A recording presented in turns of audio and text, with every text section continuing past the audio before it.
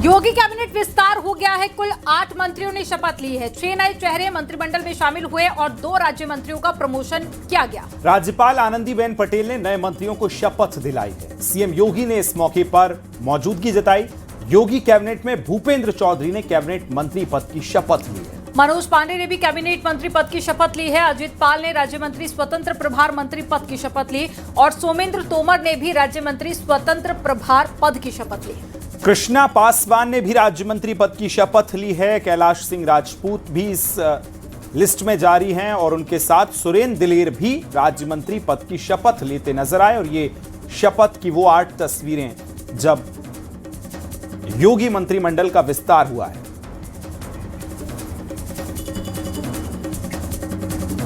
उत्तर प्रदेश की योगी सरकार के कैबिनेट विस्तार को 27 की तैयारी के तौर पर देखा जा रहा है। इस मंत्रिमंडल को लेकर देखिए तमाम अटकलें लगाई जा रही हैं। विस्तार से बीजेपी ने सपा के पीडीएफ फॉर्मूले की काट को तलाश किया है। देखिए ये रिपोर्ट, आपको दिखाएंगे कि कैसे आगे की रणनीति बनाई जा रही है। मैं भूपेंद्र सिंह ईश्वर की शपथ लेता हूँ। मैं विधि द्वारा भारत के संविधान के प्रति सच्ची श्रद्धा और निष्ठा रखूंगा। योगी सरकार के कैबिनेट का विस्तार हो गया है। इस दौरान कुल 8 मंत्रियों ने शपथ ली, जिसमें 6 नए मंत्री बने हैं। वहीं 2 मंत्रियों का प्रमोशन किया गया है। सबसे पहले भूपेंद्र चौधरी ने शपथ ली। इसके बाद समाजवादी पार्टी के बागी विधायक मनोज पांडे ने शपथ ली। 2 कैबिनेट मंत्री, 4 राज्य मंत्री और 2 स्वतंत्र प्रभार मंत्री बनाए गए हैं। भूपेंद्र सिंह चौधरी की बात करें तो 2022 में बीजेपी के प्रदेश अध्यक्ष बने। 2019 में कैबिनेट मंत्री पंचायती राज बने। 2016 में यूपी विधान परिषद के सदस्य बने। भूपेंद्र चौधरी जाट समाज से आते हैं। यूपी के मुरादाबाद के रहने वाले हैं। बीजेपी ने एसपी के बागी विधायक मनोज पांडे पर भी बड़ा दांव खेला है। मनोज पांडे यूपी में ब्राह्मण चेहरा हैं। रायबरेली की ऊंचाहार सीट से विधायक हैं। ऊंचाहार सीट से 3 बार विधायक रह चुके हैं। एसपी सरकार में मंत्री भी रह चुके हैं। पीडीए की काट के लिए बीजेपी ने दलित और ओबीसी समीकरण को साधने की कोशिश की है। हंसराज विश्वकर्मा 2023 में विधान परिषद के सदस्य चुने गए। ओबीसी समाज का बड़ा चेहरा हैं। राम मंदिर आंदोलन का हिस्सा थे। 37 सालों से राजनीति में सक्रिय हैं। राज्य मंत्री बनाए गए सुरेंद्र दिलेर बीजेपी के दलित युवा नेताओं में शामिल हैं। 2024 में खैर विधानसभा से विधायक बने। 2010 से 21 तक बूथ मैनेजमेंट का काम किया। हाथरस लोकसभा सीट पर बूथ मैनेज किया। हाथरस से पूर्व बीजेपी सांसद राजवीर सिंह दिलेर के बेटे हैं। कैबिनेट विस्तार में बीजेपी ने महिला प्रतिनिधित्व का भी ख्याल रखा है। कृष्णा पासवान खागा विधानसभा सीट से बीजेपी की विधायक हैं। फतेहपुर में प्रमुख दलित नेताओं में से एक हैं। खागा से 4 बार विधायक रह चुकी हैं। यूपी बीजेपी का विश्वसनीय महिला चेहरा हैं। कैलाश राजपूत की लोधी राजपूत वोटर्स में अच्छी पकड़ है। कन्नौज जिले के लोधी समाज के एक प्रभावशाली नेता हैं। कैलाश राजपूत तिरवा सीट से बीजेपी के 4 बार विधायक रहे हैं। कानपुर यूनिवर्सिटी से लॉ में ग्रेजुएशन किया है। अजीत पाल को राज्य मंत्री स्वतंत्र प्रभार और सोमेंद्र तोमर को भी राज्य मंत्री स्वतंत्र प्रभार बनाया गया है। शपथ ग्रहण कार्यक्रम में शामिल होने के लिए बीजेपी के तमाम पदाधिकारी जनभवन पहुंचे थे।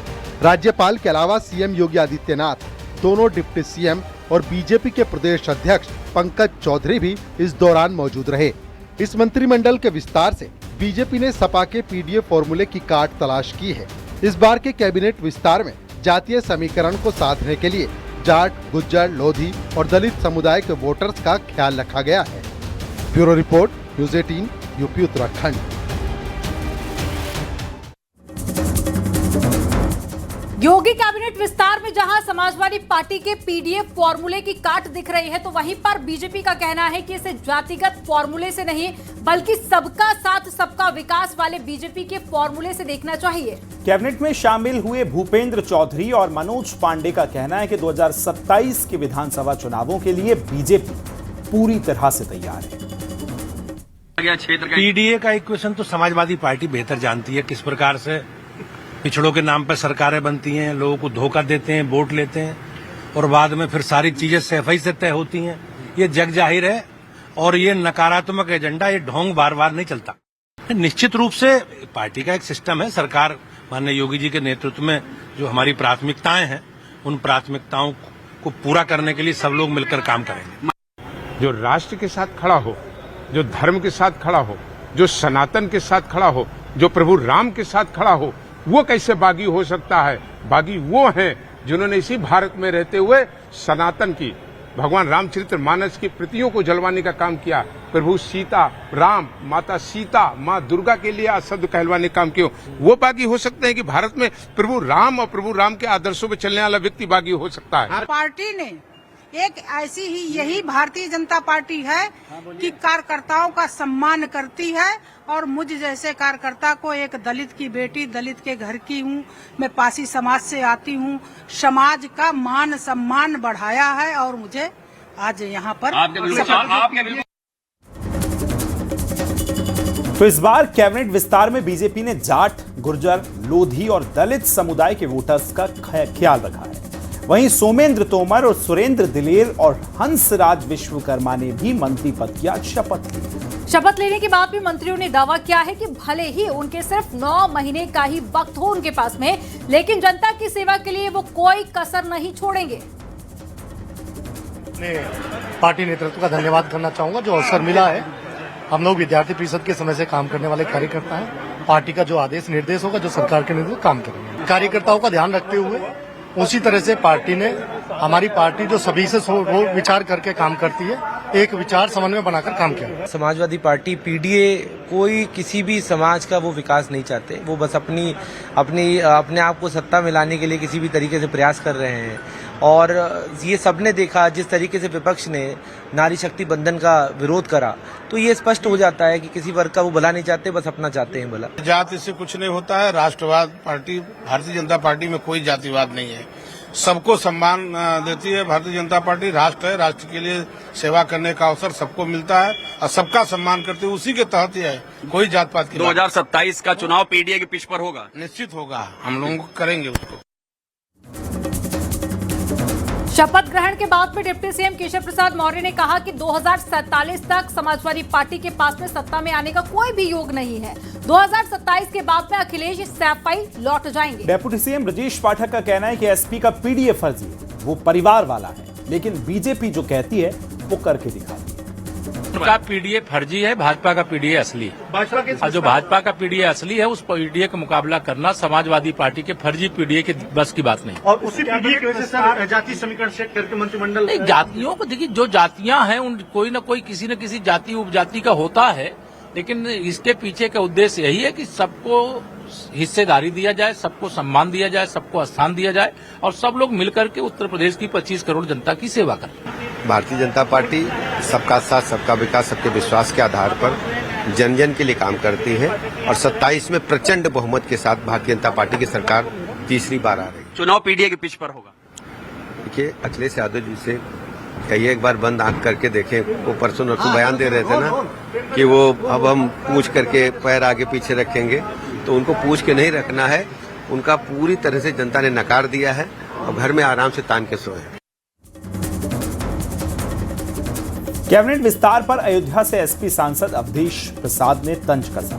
उन्होंने कहा कि यह बीजेपी सरकार की विदाई का वक्त है। वहीं कांग्रेस नेता अजय लल्लू ने कहा है कि ये योगी सरकार का अंतिम कैबिनेट विस्तार है। उन्हें भी पता है कि अब बीजेपी वापस नहीं आने वाली। ये माननीय योगी जी की सरकार की विदाई का वक्त है, तो अब पीडीए की काट कुछ हो ही नहीं सकती। पीडीए ने तो फैसला कर लिया है इस प्रदेश में माननीय अखिलेश यादव जी के नेतृत्व में कल्याणकारी राज्य की स्थापना करने के लिए माननीय अखिलेश जी को मुख्यमंत्री बनाने का फैसला कर लिया है। अभी एनसीआरबी का 2024 का डाटा आया जिसमें नंबर 1 उत्तर प्रदेश है। मैं समझता हूं कि योगी जी का चेहरा, आदरणीय मोदी जी का चेहरा अब बेनकाब हो चुका है। उत्तर प्रदेश की जनता ऊब चुकी है। झूठ, प्रपंच और बेबुनियाद की जो सरकार है निश्चित तौर से अब ये जाने वाली है।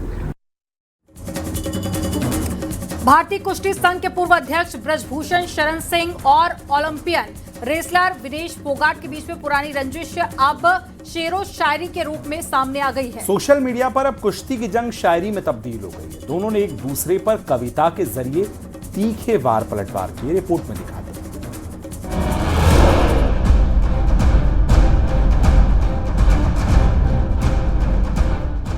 महिला पहलवान विनेश फोगाट और पूर्व सांसद और राष्ट्रीय कुश्ती संघ के पूर्व अध्यक्ष ब्रिजभूषण शरण में जुबानी जंग कुश्ती के मैट से निकलकर अब सोशल मीडिया की दुनिया में शिफ्ट हो गई है। दोनों के बीच शायरी के जरिए तीखी जंग छिड़ गई है। ब्रिजभूषण ने लिखा, शोहरत की बुलंदी भी परभल का तमाशा है, जिस शाख पे बैठे हो वो टूट भी सकती है। ये शेर सीधे विनेश फोगाट पर निशाना साधता नजर आया, जिस पर विनेश फोगाट ने पलटवार करते हुए जवाब दिया, जिंदगी फंसी है किसी मंझधार में, जमाना ढूंढता है खामी मेरे किरदार में, जिंदगी तेरा सिर सदा बुलंद रखा है, झुकाने की ताकत नहीं किसी तलवार में। इतना होने के बावजूद फिर से वही गोंडा में जो है इनका डोपिंग टेस्ट हो रहा है और बाकी टेस्ट हो रहे हैं, ये बिल्कुल सरासर इनके साथ जो अन्याय है। और सरकार को चाहिए कि वो गोंडा की जगह पे दिल्ली में या कहीं चंडीगढ़ में या कहीं और अच्छी यूनिवर्सिटी में इन बच्चियों का जो टेस्ट वगैरह होना चाहिए, ताकि इनके साथ दूध का दूध और पानी का पानी हो सके। और ये बच्ची 100% मेडल लाने के लिए सक्षम है, इसमें कोई दो राय नहीं है। दोनों के बीच ये पहला मौका नहीं है जब शब्दों की जंग छिड़ी हो। 2023 के पहलवान आंदोलन के दौरान विनेश फोगाट समेत कई महिला पहलवानों ने ब्रिजभूषण शरण सिंह पर गंभीर आरोप लगाए थे। हालांकि ब्रिजभूषण ने सभी आरोपों से इनकार किया था। अब वो पुरानी कड़वाहट सोशल मीडिया पर फिर से उभर कर सामने आई है, जिस पर सियासत भी जारी है। जिस तरह से उत्तर प्रदेश में हमारी पार्टी और हमारे नेता श्री अखिलेश यादव जी ने महिलाओं के लिए असुरक्षित राज्य बताया है और उत्तर प्रदेश की जनमानस इस बात को महसूस कर रही है, उसी तरह की घटनाएं देश भर में घटित हो रही हैं और शायराना अंदाज इस बात को बयां कर रहा है कि सब कुछ देश भर में ठीक ठाक नहीं चल रहा है। ब्रिजभूषण का शेर शोहरत को चुनौती और चेतावनी देता है, वहीं विनेश का जवाब अपनी मजबूती और संघर्ष की कहानी बयां करता है। उन्होंने साफ कहा कि उनका सिर किसी तलवार के आगे नहीं झुकेगा। ये शायरी खेल और सत्ता के बीच जंग का एहसास कराती है, क्योंकि शब्दों में तल्खी से पता चलता है कि मामले में अभी तक तनाव बना हुआ है। विनेश फोगाट पेरिस ओलंपिक के बाद भी सुर्खियों में बनी हैं, वहीं ब्रिजभूषण सिंह राजनीति और कुश्ती जगत दोनों में सक्रिय हैं। Bureau report, news 18। उत्तराखंड में अल्पसंख्यक शिक्षा प्राधिकरण में रजिस्ट्रेशन के लिए अब तक सिर्फ एक मदरसा आगे आया है। ऐसे में सवाल यह है कि अगर सब कुछ ठीक है तो रजिस्ट्रेशन में मदरसा संचालकों को किस बात का डर है? रिपोर्ट में देखिए।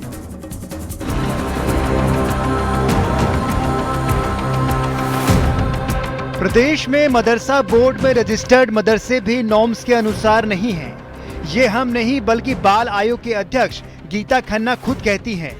मस्जिद, हॉस्टल और क्लास सब एक ही जगह करवाई जा रही हैं। ना मदरसों को लेकर पूरी जानकारी है, ना ही उसके कागजात समझ में आ रहे हैं। हाल ही में मदरसों में किए गए निरीक्षण में कई अनियमितताएं मिली, जिसके बाद साफ हो गया कि प्रदेश में चल रहे मदरसों की नए सिरे से जांच जरूरी हो गई है। अगर आप बच्चों को सीसीआई की तरह रख रहे हो तो आप डीपीओ को इन्फॉर्म करिए। अगर आप हॉस्टल चला रहे हैं तो फिर आप हॉस्टल के जो शिक्षण संस्थान के नॉर्म्स हैं कि हर बच्चे पे इतने वर्ग फीट जगह होनी चाहिए, ऐसी किचन होनी चाहिए, ऐसा वो होना चाहिए, वो सब जरूर हमें फॉलो करना चाहिए। तो बिहार के बच्चे आ रहे हैं, उनके माता पिता को पता नहीं है और सारे डॉक्यूमेंट्स उर्दू में हैं, तो कैसे मैं एज ए एजेंसी या डीपीओ एज ए एजेंसी या पुलिस एज एन एजेंसी, अब हम अपने साथ में एक उर्दू का ज्ञान का तो बंदा लेके घूमते नहीं है, तो कैसे हम इसको वो करें, ये है चैलेंज है। दरअसल प्रदेश में वक्फ की संपत्तियों पर भी 117 मदरसे चल रहे हैं। वक्फ बोर्ड के अध्यक्ष का कहना है कि ना बच्चों के रहन सहन पर ध्यान दिया गया, ना ही पढ़ाई पर। यहाँ तक कि पढ़ाने वाले शिक्षकों की भी कभी क्वालिफिकेशन चेक ही नहीं की गई। देखिए, सिस्टमैटिक मदरसों में कुछ भी नहीं है और उसके पीछे सबसे बड़ा कारण ये है कि मदरसों की ना तो कभी पढ़ाई पे ध्यान दिया गया, ना मदरसे की शिक्षा के ऊपर, ना बच्चों के रहन सहन के ऊपर। एक क्वालिटी एजुकेशन होती है और एक क्वालिटी एटमॉस्फेयर होता है। मुझे लगता है कि मुसलमानों को तो दूध में से मक्खी की तरह जैसे निकाल के डाल देते हैं, वैसे डस्टबिन में डाला हुआ था। तो ना उन बच्चों के पास रहन सहन की कोई अच्छी फैसिलिटीज है, ना वहाँ की व्यवस्थाएं चुस्त दुरुस्त है, और ना कोई नॉर्म्स बने ऐसे कि आपको मदरसा खोलना है, बच्चों को यहाँ पे रखना है, तो उसके लिए क्या नॉर्म्स होंगे। तो अब क्योंकि मदरसा बोर्ड समाप्त कर दिया है युवा मुख्यमंत्री जी द्वारा। सवाल ये है कि अब जब सिर्फ 1.5 महीने का वक्त बचा है तो फिर क्यों प्रदेश के मदरसा संचालक अल्पसंख्यक शिक्षा प्राधिकरण में रजिस्ट्रेशन के लिए आगे नहीं आ रहे हैं। अगर सब कुछ पाक साफ है तो फिर नियमों से चलने में किस बात का डर। न्यूज़ 18 के लिए देहरादून से भारती सकलानी उनियाल की रिपोर्ट।